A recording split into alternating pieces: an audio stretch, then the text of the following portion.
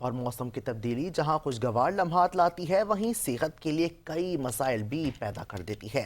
بیماریوں سے بچنے کے لیے احتیاطی تدابیر اپنانا بہت ضروری ہے۔ دعا غفار کی رپورٹ دیکھتے ہیں۔ موسم کے بدلتے ہی بیماریاں بھی اپنا رنگ دکھانے لگی۔